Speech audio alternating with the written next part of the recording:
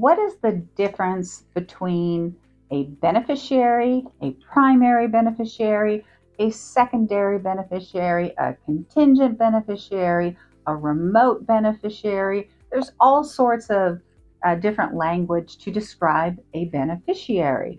Well, a lot of these things actually mean the same thing. So let's start with the easy one.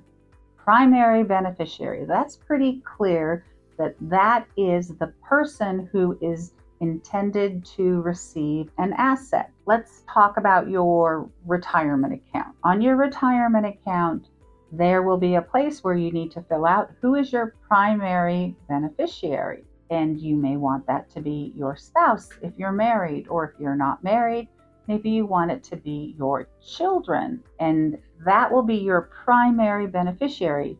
I just said children, not child. So how are you going to fill out the form? Your HR person normally helps you with this, but just as a way of explanation, let's say you have 3 children and you want them to equally receive your retirement account. Then what you're going to do on your beneficiary form is you're going to say 1/3 to the first child, 1/3 to the second, 1/3 to the third child. That makes up 100%.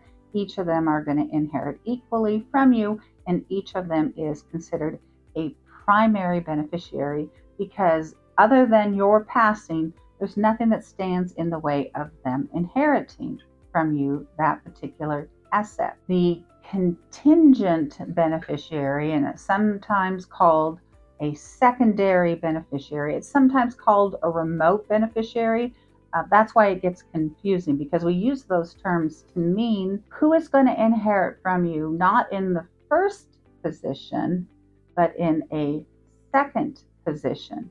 So let's go back to the example of the beneficiary designation on your retirement account. Let's say that you said I want it to go 1/3 to each child. There may be a place on the form where it says, well, what if one of the children doesn't survive? Your options at that point usually are, do you want it to go to the 2 children who did survive? Or do you want it to go to maybe the children of your deceased child, the one who did not survive? If it's to the children, then they are the contingent beneficiaries, because their parent had to die in order for them to receive from you. That's why it starts getting really confusing, because you have to think, well, what if this happens? Then who does it go to?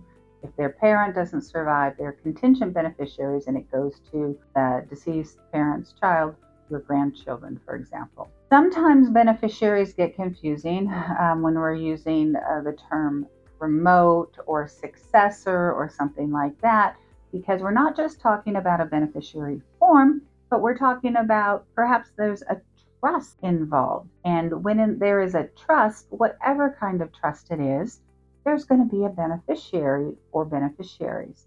These are going to be primary beneficiaries because they're labeled, hey, you are the beneficiary of this trust. You get the benefits of this trust. Who are then the remote beneficiaries? Who are the beneficiaries who will inherit next? Depends on what the terms of the trust say. So oftentimes, people commonly have revocable living trusts. Side note, those are not as common in Washington State for planning reasons, and we talk about that at another time, but many jurisdictions use revocable living trusts quite commonly to avoid a probate. So let's say that you have a revocable living trust and you and your spouse are the primary beneficiaries. Then who is going to be the next beneficiary? Well, typically on the death of the first spouse, the surviving spouse is the beneficiary of everything. Then what happens when the second spouse dies? Well, the trust itself typically says that on the death of the second, all the assets in the trust now will be distributed, let's say to the children, let's say to the 3 children. So those will be the next beneficiaries. And then if one of them doesn't survive, who does it go to? Presumably to the grandchildren. So what I'm hoping not to confuse, but what I'm trying to explain is when you hear these terms, you need to look at the instrument itself, because typically the trust will define, who is the next person in line to inherit or to be a beneficiary of the trust and when. Again, if you're working on a revocable living trust, I hope you're working with an attorney who can explain that. And if not, and if you're doing it yourself, you might seek out the services of an attorney to to help explain what do all these terms mean.